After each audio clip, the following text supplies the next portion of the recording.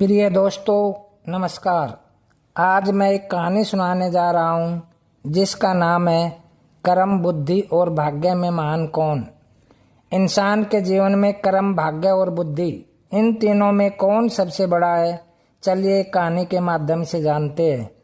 एक दिन स्वर्गलोक में कर्म, भाग्य और बुद्धि, यह तीनों चर्चा कर रहे थे कौन सबसे बड़ा है।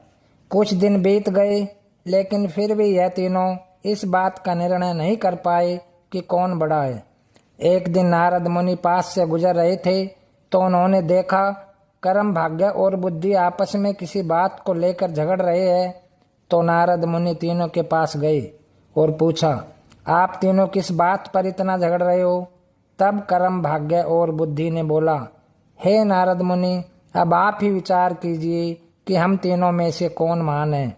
नारद मुनि ने हंसते हुए कहा, ठीक है, लेकिन इसके लिए आप तीनों को पृथ्वीलोक में जाना होगा और 1 सप्ताह तक साधारण इंसान के साथ रहना होगा।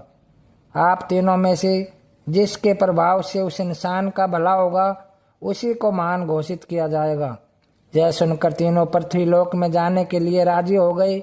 जब तीनों पृथ्वीलोक में आए तो उन्होंने जंगल में एक गरीब इंसान को लकड़ी काटते हुए देखा।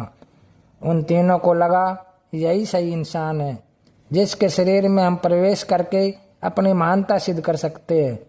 कर्म, भाग्य और बुद्धि आपस में बातें करके यह निर्णय लिया कि वे 1 सप्ताह तक इस इंसान के शरीर में रहेंगे और जिसके प्रभाव से इस इंसान का भला होगा, उसे ही महान माना जाएगा।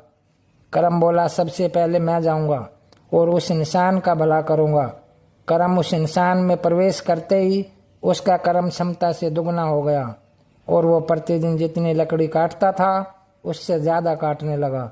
यह देखकर वह इंसान बहुत खुश हुआ।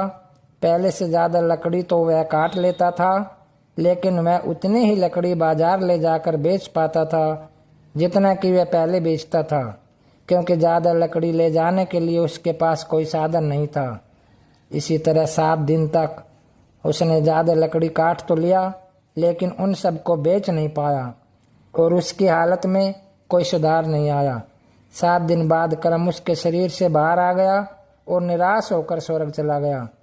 यह देखकर भाग्य बोला, कर्म तो उसको धनवान नहीं बना सका, अब मैं उसको धनवान बनाऊंगा। यह कहकर भाग्य उस गरीब इंसान के शरीर में प्रवेश कर गया। भाग्य के शरीर में प्रवेश करने के कुछ देर बाद जंगल में उस गरीब इंसान को बहुत सारा धन मिला। उस धन को पाकर वह खुशी से झूमने लगा। धन को कैसे संभाल कर रखते हैं और कैसे सही जगह पर उपयोग करते हैं, इसका उसको ज्ञान नहीं था और उसने सारा धन खर्च दिया। 7 दिन बाद भाग्य भी उसका साथ छोड़ गया और निराश होकर स्वर्ग चला गया। बुद्धि ने भाग्य से कहा, देखना मैं कैसे इसको धनवान बनाता हूँ।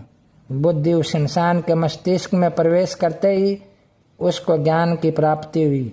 उसने अपनी कुल्हाड़ी की धार तेज की और जंगल चला गया लकड़ी काटने। आज उसने पिछले दिन से कुछ ज़्यादा लकड़ी काटी और सारी लकड़ी को एक रस्सी से बांधकर खींचते हुए बाजार ले गया। उसने पहले से आज थोड़ा ज़्यादा पैसा कमाया और उस पैसे से उसने एक और कुल्हाड़ी खरीदी। अब उसके पास 2-2 कुल्हाड़ी थी और जब लकड़ी काटते काटते कुल्हाड़ी के धार खत्म हो जाता था तो वह दूसरी कुल्हाड़ी के इस्तेमाल करके लकड़ी काटता। इससे वह पहले से बहुत ज़्यादा लकड़ी काटने लगा। इन सब लकड़ियों को बेचकर वह पहले से ज़्यादा पैसे कमाने लगा। अब उसके पास उस पैसे को सही जगह खर्च करने का ज्ञान था। देखते देखते 7 दिन में ज्ञान की मदद से उसने बहुत पैसे कमा लिया। 7 दिन बाद बुद्धि का समय खत्म हुआ और वह वापस स्वर्ग चला गया। स्वर्ग में जाकर बुद्धि कर्म और भाग्य से बातें कर ही रहा था, उसी समय नारद मुनि उनके पास आई और पूछा, आप लोग धरती पर गए थे क्या। तब कर्म, बुद्धि और भाग्य नारद मुनि से कहते हैं, जी हाँ, हम लोग धरती पर गए थे। और साथ ही कर्म और भाग्य नारद मुनि से कहते हैं, हे नारद मुनि, बुद्धि ही महान है, क्योंकि जहाँ बुद्धि होती है वहाँ कर्म और भाग्य अपने आप ही चला आता है, इसलिए बुद्धि को महान कहा गया है। तो दोस्तों, ये थी कहानी कर्म, बुद्धि और भाग्य में महान कौन। कैसी लगी कमेंट करें, लाइक और सब्सक्राइब अवश्य करें।